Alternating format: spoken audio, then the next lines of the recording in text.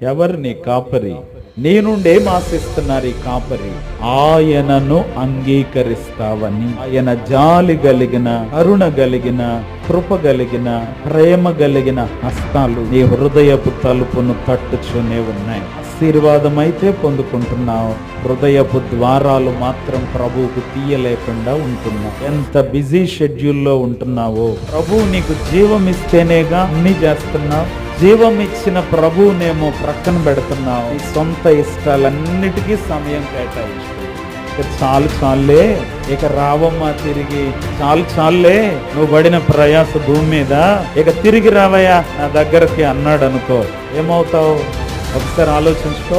క్రీస్తును నీ సొంత రక్షకునిగా అంగీకరించకుండానే ఈ భూ ప్రపంచాన్ని విడిచిపెట్టేస్తే నీ గతి ఏమవునో ఒక్కసారి ఆలోచించు.